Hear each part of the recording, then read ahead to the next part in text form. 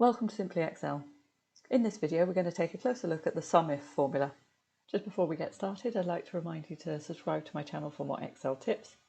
Now let's get on with the tutorial. What SUMIF allows you to do is get a total value from a range of data based either on criteria within that range or within a corresponding range. Let's take a look at how the formula is constructed. If we type equals SUMIF and open our brackets, you'll see there's three things we can pass to the formula. The range of data that we want to evaluate based on the criteria, a criteria we want to use to evaluate that, and then the optional parameter of the sum range, which is the range we're going to sum up if that isn't the same as the one that we're looking at the criteria for. Let's go through a couple of worked examples. We're going to start by just using a simple range and a criteria against that. For example, if I want to sum up the value of orders that have a total value of less than £50, I can select my range of my order value. I do that by clicking on the top cell, Control Shift and down to highlight the whole column, a comma. And then because I'm using an operator, I just need to put this in double quotes. So less than 50, close my quotes, close my brackets, press return, and that's our total value for orders below £50. Next we're going to look at how we'd sum up total order value based on criteria in a different column. And in this example I'm going to look at the total value of orders placed in June. So we'll say equals SUMIF, open our brackets.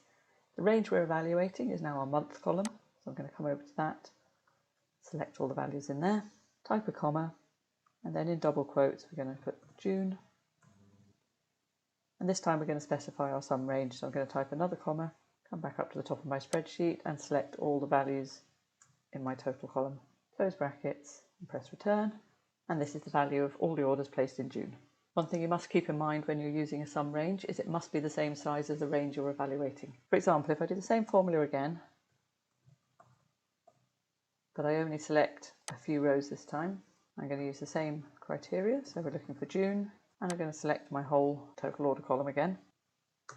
You'll see that that's only summed up the value of orders in the range that we originally specified, so only those first few rows have been included.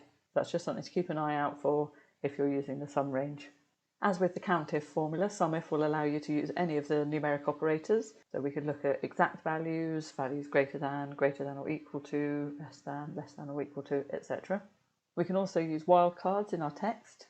So for example, if I wanted to sum up all the orders that were placed in the southwest or southeast of the UK, I can do that by using SUMIF. I'm going to specify my region as my range this time, comma, south, and then an asterisk to denote that we don't mind what follows that, so southwest or southeast.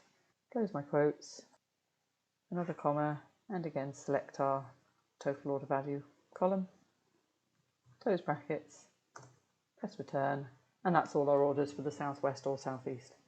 I hope you found this introduction to the SUMIF formula useful. Please like and subscribe to my channel for more Excel tips. Thanks for watching.